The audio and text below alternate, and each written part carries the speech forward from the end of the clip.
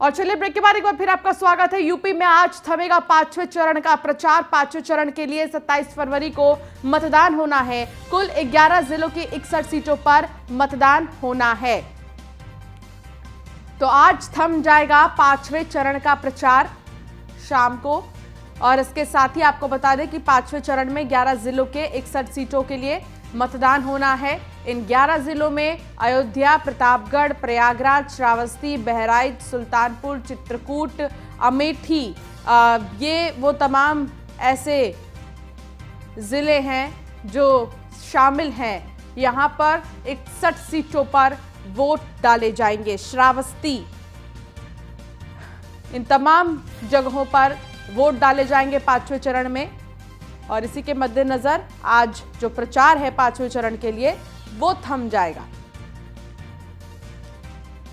बता दें कि अलग अलग जिलों में आज राजनीतिक पार्टियों के तमाम बड़े दिग्गज मौजूद रहेंगे, प्रचार प्रसार करेंगे, क्योंकि आज आखिरी दिन है प्रचार प्रसार के लिए पांचवें चरण के चुनाव के लिहाज से।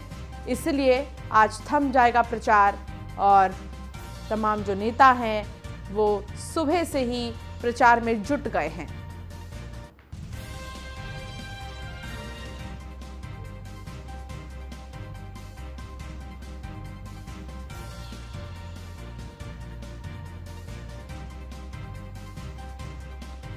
तो यूपी में आज थमेगा पांचवें चरण का प्रचार। पांचवें चरण में 11 जिलों की 61 सीटों पर वोट डाले जाएंगे। बता दें कि अयोध्या से लेकर प्रयागराज, प्रतापगढ़, श्रावस्ती, बहराइच, चित्रकूट, इन जगहों पर आज वोट, माफ कीजिएगा, इन जगहों पर पांचवें चरण में वोट डाले जाएंगे, जिसको देखते हुए आज प्रचार थम जाएगा। इसलिए कई बड़े नेता कई बड़े जिलों में आज मौजूद रहेंगे। सीएम योगी और अखिलेश यादव दोनों ही आज अयोध्या में जनसभा करेंगे। इसके अलावा अनुराग ठाकुर सिराथू में जाएंगे, अमित शाह भी सिराथू में जनसभा करेंगे, प्रतापगढ़ जाएंगे।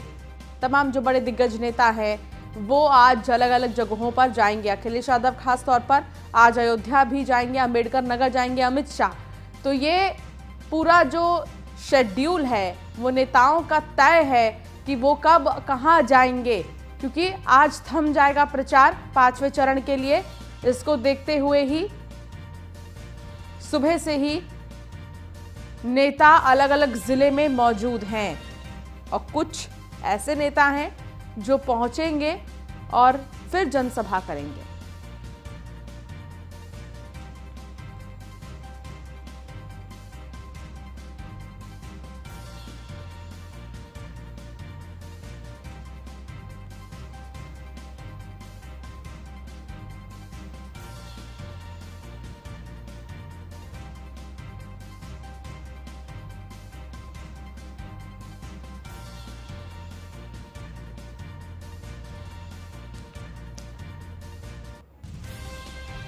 तो पांचवें चरण के लिए 27 फरवरी को वोट डाले जाएंगे और इसको देखते हुए आज प्रचार थम जाएगा। हमारे साथ मन्नू सिंह जुड़ गए हैं, हमारे संवाददाता चित्रकूट से, और हमारे साथ, माफ कीजिएगा, प्रतापगढ़ से हमारे साथ मन्नू सिंह हमारे संवाददाता जुड़ गए हैं, और आलोक मालवीय प्रयागराज से हमारे संवाददाता हमारे साथ जुड़ गए। सबसे पहले आलोक मालवीय, क्योंकि आज प्रचार थम जाएगा तो ऐसे में जो समय है वो बस दोपहर तक का समय है। लगभग 4 से 5 बजे तक नेता जो है वो प्रचार प्रसार कर पाएंगे। जी बिल्कुल, देखिए जिस तरह से प्रचार का शोर थमने वाला है, शाम को 6 बजे तक नेता प्रचार कर सकते हैं और इसके बाद अगर वो प्रचार करते हैं तो उनके ऊपर मुकदमा दर्ज हो जाता है। जिस वजह से आज मुख्यमंत्री योगी ने अंतिम चरणों में अपनी यहाँ पर रैली और रोड शो की है। जिस तरह से वह नीलम करवरिया के समर्थन में एक जनसभा को आयोजित करेंगे और वहां पर जनसभा को संबोधित करके वोटरों को साधने का काम करेंगे, और इसके बाद शहर पश्चिमी में, जो कि कैबिनेट मंत्री सिद्धार्थनाथ सिंह का क्षेत्र है, उस क्षेत्र में एक रोड शो करेंगे। रोड शो करने के साथ ही वह जनता से अपील करेंगे कि सुशासन को वोट करें और भारतीय जनता पार्टी के प्रत्याशियों को जिताएं। संगम नगरी प्रयागराज में 12 विधानसभा सीटें हैं। इन सीटों पर सभी प्रत्याशियों को जिताने की अपील करेंगे। हालांकि इस बार भारतीय जनता पार्टी ने अपने सहयोगियों को भी काफी सीटें दी हैं। निषाद पार्टी हो या अपना दल एसओ, मैदान पर, चुनावी मैदान पर हैं और अपनी किस्मत को आजमा रहे हैं। लेकिन मुख्यमंत्री योगी इन सभी को जिताने की अपील करेंगे। इसके साथ ही अनुप्रिया पटेल भी जगह जगह पर प्रचार कर रही हैं और वह भी लोगों से अपील करेंगी कि प्रत्याशियों को जिताएं और भारतीय जनता पार्टी गठबंधन की सरकार बनाने में मदद करे। 12 विधानसभाओं की इस बड़े क्षेत्र में सभी दिग्गज अपने अपने प्रत्याशियों को जिताने की आज शाम 6 बजे तक अपील करेंगे। जी मनु सिंह, आज क्योंकि प्रचार थम जाएगा, ऐसे में आखिरी तक कौन कौन से ऐसे नेता हैं जो मौजूद रहेंगे प्रतापगढ़ में? हालांकि मैं आपको बता दें, यहाँ प्रतापगढ़ में आज भाजपा के 3 बड़े दिग्गज नेता मौजूद रहेंगे, जहाँ गृह मंत्री अमित शाह रामपुर खास में मौजूद रहेंगे। तो जहाँ अनुप्रिया पटेल केंद्रीय मंत्री हैं, तो पर अनुराग ठाकुर केंद्रीय मंत्री, जहाँ विश्वनाथगंज विधानसभा में उपस्थित रहेंगे, जनसभा करेंगे। तो गांधी है जो कि आराधना मिश्रा सेल्फी लीडर है, कांग्रेस प्रत्याशी हैं, रामपुर खास में मौजूद रहेंगे। तो जहाँ रामपुर खास के बाद प्रियंका गांधी सदर विधानसभा पहुंचेंगे। हालांकि बता दें, जिस तरह से प्रतापगढ़ के रामपुर खास कांग्रेस का गढ़ माना जाता है, जहाँ आज अमित शाह पहुंचेंगे उस खेत को डालने के लिए, जहाँ जनसभा करेंगे, वहीं नागेश प्रताप सिंह छोटे सरकार है जो भाजपा प्रत्याशी है, उनके समर्थन में आज जनसभा करेंगे। और वही बात की जाए, जहाँ कांग्रेस प्रत्याशी आराधना मिश्रा है, केपी लीडर है, जहाँ 2 पंचवर्षीय विधायक रह चुके हैं, जहाँ वहीं तक रामपुर खास 42 साल से कब्जा रहा है। जहाँ प्रमोद तिवारी है जो कि TWC के मेंबर है, जो कि 42 साल विधायक रहे हैं, जहाँ उनकी बिटिया आराधना मिश्रा है जो 2 पंचवर्षीय विधायक रह चुके हैं, तीसरी बार ये चुनाव लड़ रही है।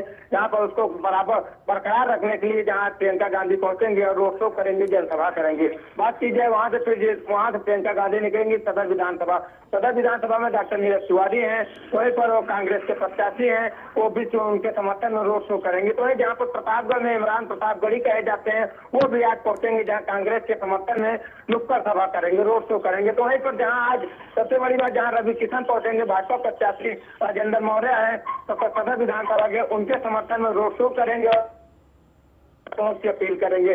वहीं पर जहां प्रतापगढ़ में जहां विश्वनाथगंज विधानसभा है, जहां केंद्रीय मंत्री अनुराग ठाकुर और केंद्रीय मंत्री अनुप्रिया पटेल पहुंचेंगे, जहां अपना दल और भाजपा के संयुक्त प्रत्याशी है राजेंद्र पटेल जी है, जहां प्रत्याशी है, उनके समर्थन में जनसभा करेंगे। वहीं क्षत्रिय समाज को इकट्ठा करने के लिए, उनसे वोट के लिए अनुराग ठाकुर समर्थन मांगेंगे। और वहीं जहां अनुप्रिया पटेल है, वहाँ अपने समुदाय के लोगों को वहां पर जनसभा में उनकी अपील करेंगे। तो आज प्रचार क्योंकि थम जाएगा, तो ऐसे में नेताओं के लिए एक चुनौती है कि 5वें चरण में अपनी जो छवि है वो जनता के सामने जिस तरीके से रख सकते हैं वैसे रखें। आलोक, प्रयागराज के मुद्दे क्या होंगे? प्रयागराज में आज जनता से जब पार्टियां रूबरू होंगी तो किन चीजों का सबसे ज्यादा जिक्र होगा? ये देखिए, भारतीय जनता पार्टी के जो नेता हैं वो विकास का मुद्दा लेकर सामने आए हैं। उन्होंने कहा हमने अयोध्या का मॉडल पेश किया है, इसके साथ ही काशी कॉरिडोर बनाया है और अब मथुरा की बारी है। इसके साथ राज्य में सड़कों का जाल बिछाया है और लोगों को रोजगार देने का काम।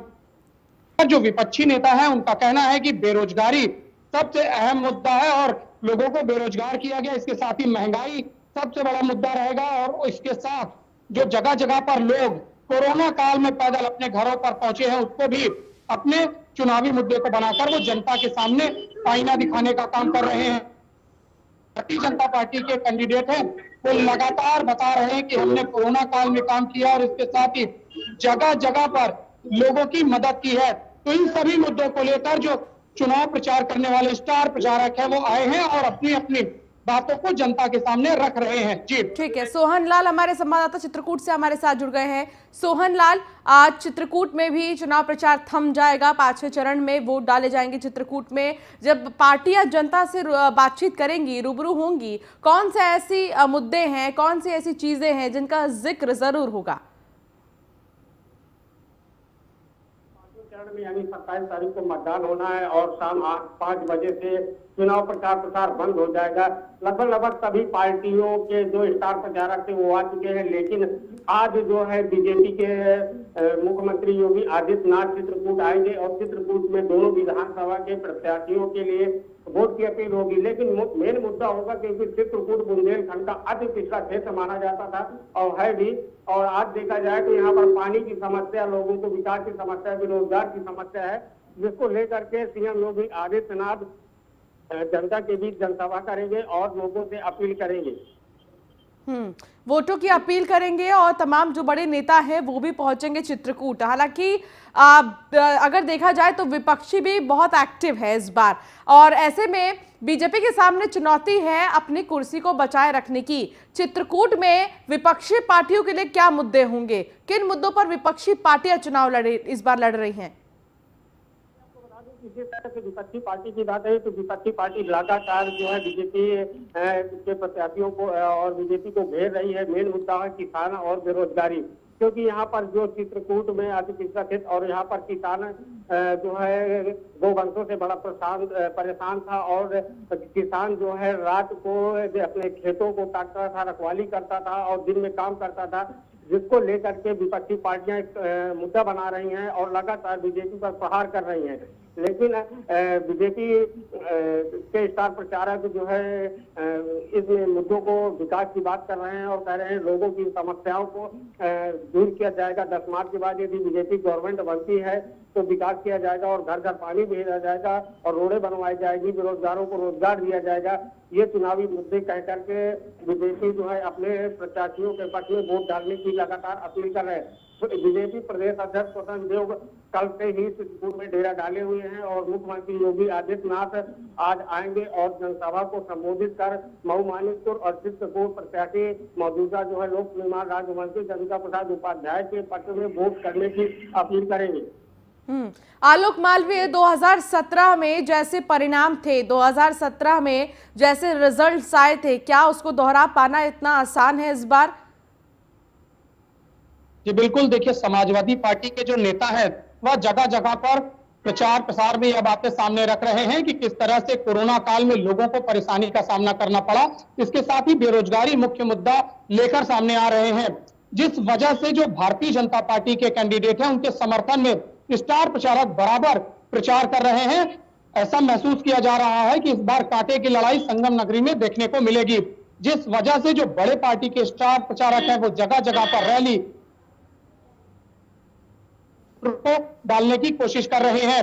फिलहाल इस समय शाम 6 बजे तक का ही समय बचा है, तो सारे जो स्टार प्रचारक है वो जगह जगह जल्दी से जल्दी रोड शो और प्रचार प्रसार करके अपने पक्ष में वोटरों का ध्यान आकर्षित करने का प्रयास कर रहे हैं। जी बिल्कुल, आप ठीक कह रहे हैं, लेकिन सोहन लाल, चित्रकूट में क्या 2017 के परिणाम को दोहरा पाना इतना आसान है? ये डगर कितनी मुश्किल है? जी आपको बता दूं कि जिस तरह से मैंने पहले भी कहा कि समाजवादी पार्टी लगातार जो है बीजेपी को घेर रही है और देखा जाए तो सीधी सीधी टक्कर दोनों विधानसभा में बीजेपी और समाजवादी पार्टी की दिख रही है, क्योंकि जो है कर्मी सदस्य समाजवादी पार्टी ने एक किसान पुत्र समाज सेवी अनिल प्रधान 28 वर्षीय युवा लड़के को टिकट दिया है। वहीं मऊ मानिकपुर से ददुआ पुत्र वीर सिंह पटेल को समाजवादी पार्टी ने पहली बार जो है मऊ मानिकपुर से प्रत्याशी बनाया। ऑलरेडी कर्मी सदस्य 2012 में वीर सिंह पटेल विधायक हुए थे, लेकिन मऊ मानिकपुर की बात करें तो सपा आज तक नहीं जीत पाई। वहीं बीजेपी के लिए, क्योंकि बीजेपी समर्थित अपना दल एस ने अविनाश चंद्र द्विवेदी को अपना प्रत्याशी घोषित किया है, तो कहीं ना कहीं सीधा सीधा मुकाबला बीजेपी और समाजवादी पार्टी के बीच दोनों सीटों पर दिखाई दे रहा है। ठीक है आलोक मालवीय, इस बार जो प्रत्याशी मैदान में है प्रयागराज की अलग अलग विधानसभाओं से, क्या वो प्रत्याशी जनता के पसंद के हैं? आप जनता के बीच भी पहुंचे होंगे और उनसे भी आपने बातचीत की होगी, उनका क्या कहना है प्रत्याशियों को लेकर? क्योंकि देखिए इस बार प्रत्याशी बेहद जरूरी है चुनाव जीतने के लिए, सारी ही पार्टियों के लिए, तो प्रत्याशियों को लेकर क्या सोचना है उनका? जी देखिए, संगम नगरी में समाजवादी पार्टी और भारतीय जनता पार्टी के बीच में सीधी टक्कर है। लोग प्रत्याशियों को कम देख रहे हैं, भारतीय जनता पार्टी और समाजवादी पार्टी के प्रत्याशियों को ज्यादा देख रहे हैं। तो इस बार की जो टक्कर है वो समाजवादी पार्टी और भारतीय जनता पार्टी के बीच में हो रही है, इसलिए लोग प्रत्याशियों पर कम ध्यान दे रहे हैं। हालांकि कुछ इलाकों में प्रत्याशी अगर लोगों के घर पे गए तो उनका विरोध का सामना उनको करना पड़ा है और लोगों ने विरोध करके उनको वहां से भगा दिया है। इसके साथ ही कीटगंज इलाके में भारतीय जनता पार्टी और कांग्रेस के प्रत्याशी के समर्थक आमने सामने आ गए थे, जिसे किसी तरह से बीच बचाव किया गया। तो कुल मिला के इन सब घटनाओं को भी संगम नगरी में देखा जा रहा है। कुछ जगहों पर विकास के नाम पर लोगों ने कहा है कि हम वोट नहीं करेंगे अगर विकास नहीं हुआ।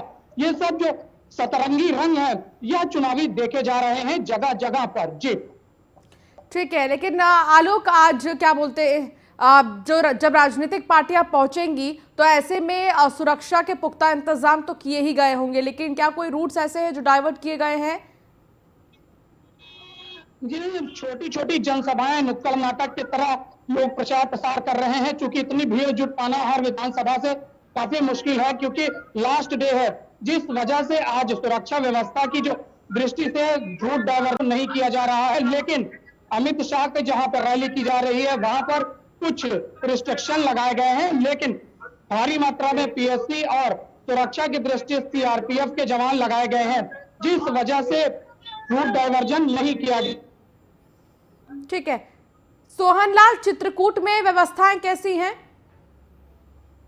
चित्रकूट में देते हुए क्योंकि सीएम योगी आदित्यनाथ आ रहे हैं तो उनके सुरक्षा व्यवस्था के पूरे इंतजाम किए गए, क्योंकि बीजेपी प्रदेश अध्यक्ष ऑलरेडी कल जो है आ गए हैं और वहीं चित्रकूट में रुके हुए हैं। वहीं अनुप्रिया पटेल और संजय निषाद भी कल आकर के जनसभा को संबोधित कर गए, जिसको लेकर के पुलिस प्रशासन पूरी तरह से अलर्ट है, क्योंकि सीएम योगी आदित्यनाथ को आना है और जनसभा को संबोधित करना है। 2-3 रूट बनाए गए हैं, किसी भी प्रकार की समस्या को देखते हुए डाइवर्ट रूट भी बनाए गए हैं, और क्योंकि यह जनसभा जो होनी है पुलिस लाइन पर होनी है तो इसमें 3 रूट है, तो जिसको लेकर के पुलिस प्रशासन जगह जगह जो है सुरक्षा व्यवस्था के पुख्ता इंतजाम किए हैं। बहुत शुक्रिया सोहनलाल इस तमाम जानकारी के लिए। आलोक मालवीय, आपका भी बहुत शुक्रिया इस तमाम जानकारी के लिए। तो गाजीपुर का मोहम्मद सैफ खान भी यूक्रेन में फंसा हुआ है। मोहम्मद सैफ खान यूक्रेन की राजधानी कीव में पढ़ाई करता है। यूक्रेन की इवानो फ्रैंकोविच नेशनल मेडिकल यूनिवर्सिटी में एमबीबीएस 4th ईयर का छात्र है। रूस यूक्रेन विवाद के बाद सैफ के परिजन भी परेशान है। सैफ के पिता शहाबुद्दीन खान और उनका परिवार इस समय टीवी के सामने से हट नहीं पा रहा है। पूरा परिवार वहां के हालात से बेहद चिंतित है और सरकार से गुहार लगा रहा है कि जल्द से जल्द सैफ के साथ सभी भारतीय छात्रों को वहां से बाहर निकाला जाए। तो अपने बेटे के लिए परिजन परेशान हैं, क्योंकि उनका बेटा वहां पर फंस गया है और कोशिश यही है उनकी कि जल्द से जल्द वो भारत लौट आए। सैफ यूक्रेन में 4th ईयर एमबीबीएस का पढ़ाई कर रहा है। पिछले 15 दिनों से करीब 2000 से ऊपर स्टूडेंट जो इंडियन हैं वो फंसे हुए हैं। सारी कोशिशों के बाद पिछले 15 दिन से कोशिश हो रही है कि जंग स्टार्ट होने से या जंग होने से पहले जो आसार जंग का चल रहा था, सारे भारतीय स्टूडेंट अपने घर। यूक्रेन और रूस के बीच चल रहे युद्ध की दहशत हरदोई में देखने को मिल रही है। दरअसल हरदोई की 2 बेटियां यूक्रेन में एमबीबीएस की छात्रा हैं और दोनों अभी वहीं पर फंसी हुई हैं। आपको बता दें कि हरदोई के पूर्व ब्लॉक प्रमुख महेंद्र यादव की बेटी वैशाली भी यूक्रेन में फंसी है। उसने सोशल मीडिया के माध्यम से एक वीडियो जारी किया है जिसमें वैशाली वहां के हालात बता रही हैं। हरदोई में बैठे वैशाली के परिजन भी भगवान से प्रार्थना कर रहे हैं कि बस किसी तरह बेटी वापस आ जाए। मैं यहाँ यूक्रेन इवानो फ्रैंकोविच नेशनल मेडिकल यूनिवर्सिटी की स्टूडेंट हूँ। आज यहाँ सुबह से बहुत ज़्यादा पैनिक का माहौल हो रखा है। सब अपने अपने फ्लैट्स में बंद हैं, कोई बाहर नहीं निकल पा रहा क्योंकि बाहर बॉम्ब्स गिर रहे हैं, कहीं पे कुछ भी हो रहा है। सब बहुत ज़्यादा परेशान है। काफ़ी इंडियन स्टूडेंट हैं हमारी यूनिवर्सिटी में। सब बस इसी उम्मीद में बैठे हैं कि हाँ इंडियन गवर्नमेंट कुछ करेगी तो हम यहाँ से जाएंगे। और हमने फ़्लाइट्स भी करवाई थी जाने के लिए, लेकिन वो अब फ़्लाइट सारी कैंसिल हो गई हैं। तो अब हम कैसे जाएं? हम सिर्फ इंडियन गवर्नमेंट से ही उम्मीद कर सकते हैं कि वो कुछ करें तो हम लोग को यहाँ से ले जाएं। हम ना बाहर जा सकते हैं कुछ सामान लेने, ना कुछ भी, बस फ्लैट में हैं। अब जब तक का सामान है तब तक फ्लैट में है। आगे की सिचुएशन का कुछ पता नहीं, कभी भी कुछ भी हो सकता।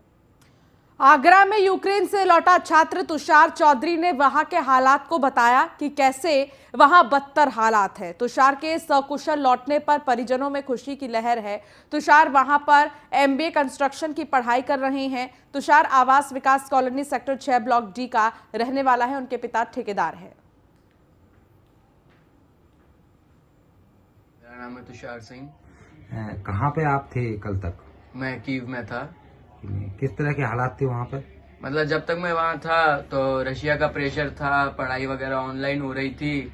मैं वहाँ मास्टर्स MBA कर रहा हूँ और ये था कि हमें गाइडलाइंस बताई जा रही थी, सब बताया जाता है इंस्ट्रक्शंस की अगर कुछ होता है तो क्या करना है। बंकर्स के बारे में बताया था, शेल्टर्स के बारे में कि कहाँ पे जाना चाहिए और अगर कुछ होता है तो आपको क्या निर्देश फॉलो करने हैं, आपको क्या क्या करना है। युद्ध को लेकर डर भी लग रहा था आपको क्या? एक तरह से डर नहीं था क्योंकि हमारी फैकल्टी वगैरह बहुत अच्छी थी, अच्छी तरह मोटिवेट कर रही थी, मोरल सपोर्ट था हमारे ऊपर पूरा। घर को लेकर, परिवार को लेकर कोई चिंता सता रही थी आपको? हाँ, घर वाले प्रेशर तो बहुत था कि आ जाओ, और एक वो था कि मम्मी पापा बार बार कॉल कर रहे हैं, उन्हें बहुत चिंता हो रही थी, तो उस वजह से चिंता थी कि खाना खा रहे होंगे या मम्मी कैसे मतलब कॉल कर रही है, परेशान। 2 दिन तो, एक आध दिन तो मम्मी रो भी गई थी बुलाने के लिए कि आजा क्या करेगा। तो वहीं संभल में भी यूक्रेन में डॉक्टर की पढ़ाई करने गया एक युवक, आपको बता दें कि अलग अलग गांव के 10 छात्र फंसे हैं, जिसके चलते उनके परिजन परेशान हैं और अपने बच्चों से मोबाइल फोन पर पल पल की जानकारी लेकर उनकी सलामती की दुआ कर रहे हैं। यूक्रेन में फंसे किसी छात्र के घर में मां बहन ईश्वर से सलामती की दुआ कर रही हैं, तो किसी छात्र के घर पर लोगों का जमावड़ा लगा हुआ है जो कि परिवार को ढांढस बना रहा है। रूस और यूक्रेन के बीच छिड़ी जंग के बाद अब छात्रों के परिजन भारत सरकार से छात्रों को सुरक्षित अपने वतन वापस लाने की भी गुहार लगा रहे हैं। यूक्रेन में पढ़ाई करने गए संभल के मदाला गांव के 3 छात्र अदनान, आतिफ, गुलाम बदरुद्दीन यूक्रेन के खार्किव में उस जगह पर घर में कैद हैं जहां से 7 किलोमीटर की दूरी पर रूस का हमला हुआ है। वीडियो कॉल के माध्यम से पिता लगातार संपर्क में हैं। अभी साहब, आपके बच्चे जो है यूक्रेन में हैं और रशिया ने जो है अभी हमला किया है यूक्रेन के ऊपर जो है, तो क्या है मामला जो है और कब बात हुई आप लोगों की? जो है बात तो होती रहती है, कल भी बात हुई थी, रात भी बात हुई थी। क्या बताया था उन्होंने, कैसे हालात हैं? वो कह रहे हैं बोले हम तो यहाँ पर सेफ हैं, काफ़ी दूर है वैसे जहाँ से अंदर, और हम तो पूरी तरह से सही हैं। बोले कोई परेशानी, अगर कोई परेशानी होगी तो बता देंगे। अब क्या चाहते हैं आप लोग? अब तो सरकार से ये चाहते हैं बस साथ खरीद के साथ आप आ जाएँ, या कुछ वैसे बोला होगी परेशानी को। अभी साहब, आपके बच्चे जो है यूक्रेन में हैं और रशिया ने जो है अभी हमला किया है यूक्रेन के ऊपर जो है, तो क्या है मामला जो है और कब बात हुई आप लोगों की? और फिलहाल इस बुलेटिन में इतना ही।